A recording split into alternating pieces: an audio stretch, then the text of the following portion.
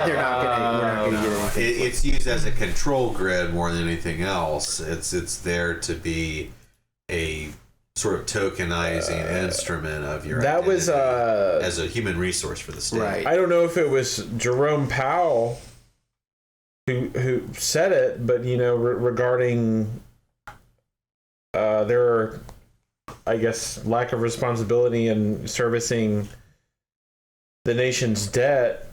Let's see, what did they say? Here we go. I would be remiss in not pointing out that the consequence of not addressing it is just that our kids and grandkids will be spending their tax dollars servicing debt rather than on the things that they need. I guess that's where you're talking about in terms of this debt and value-based societies or economies. Yeah, like when people Right. when That's people true. start like they can't buy food at the grocery store because their ATM machine doesn't spit out any money or their card doesn't work. They're not going to care about the piece of paper that comes in the mail about their student loan. Of course not. That's kind of what I'm getting at. Like, it's going to be a situation where people just don't show up to work. So it could be a very peaceful event, in my calculation. I think so. They're going to too. try and deliberately make it violent. Yeah. I think is the sort of broader It would point be of my through argument. artificial means that it's violent. It almost always is. I mean, if you look at all of the quote-unquote terrorist events that have happened in the United States, But nearly all of them, I mean, 98 out of 100 have some sort of FBI Right. involvement.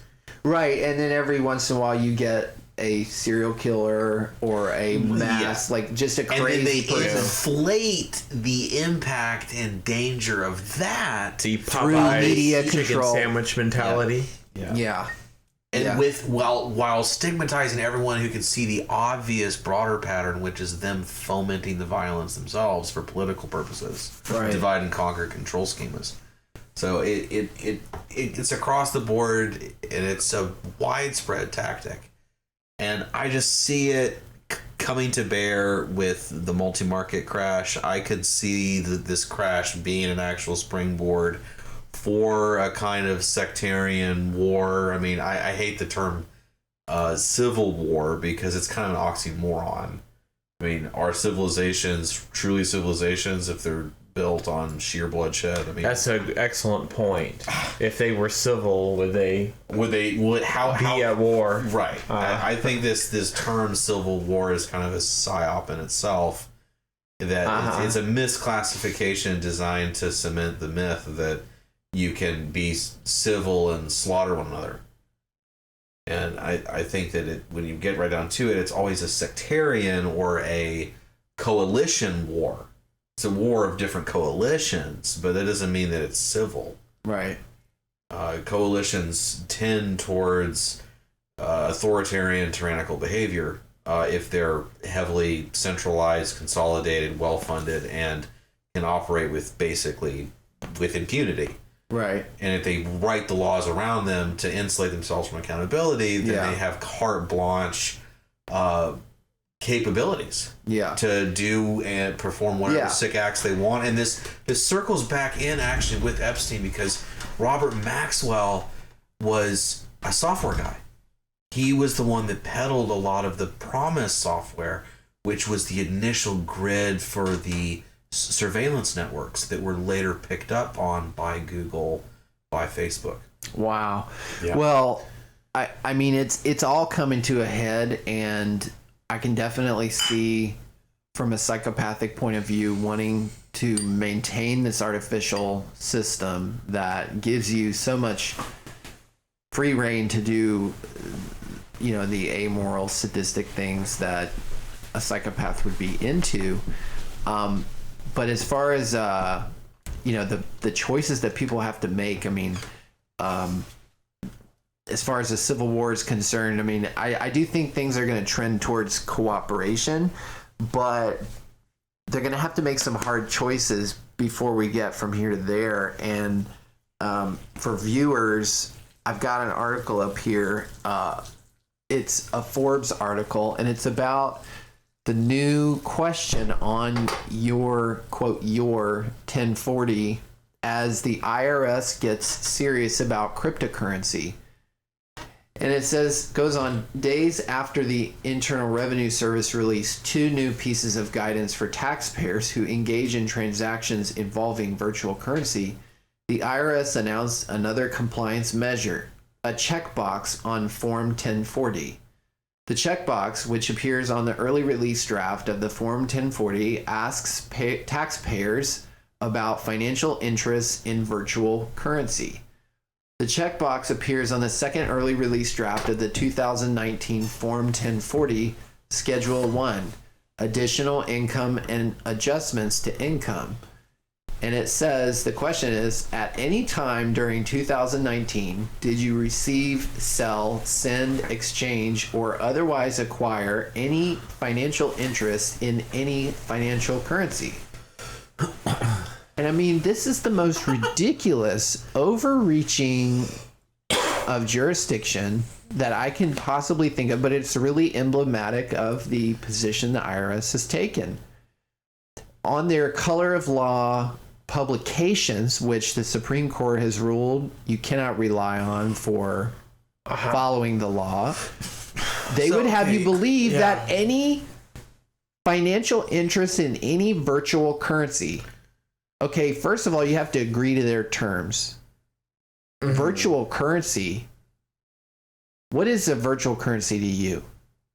Like, what is currency between you and me as a human being? Virtual currency. And that's extremely vague. Have a financial interest.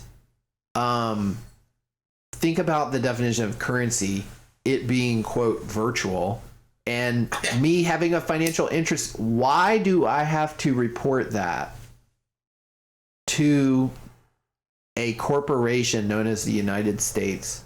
I don't understand that. This is just a draft, dude. I mean, the idea is we own all of your money. We own you. And we give you permission to use our money, and yet your labor goes to pay the interest on the fake money that we give you permission to use. Well, here's their definition. And by the way, you can't rely on this website for following the law. No, you cannot. It's just a publication, and actually it specifies the unique exclusive jurisdiction, which is small businesses and self-employed, which has a further definition in the code that would the code. But it says virtual currency is a digital representation of value that functions as a medium of exchange. So they're not just going to take control of the. It's so fascinating. They basically have to acknowledge this. Because prior to this, well, what is fiat money? That's the unit of exchange. It's like, it's amazing they even admitted that there is such a thing as another unit of exchange that isn't another government fiat money. But they have no choice. Because it was an invention. And they're talking about convertible virtual currency. In other words, it intermingles with our real money. But hold on. What is convertible? Someone else wanting to transact. So if I pay you dollars for your virtual currency, that's converting the virtual currency for the dollars that I gave you.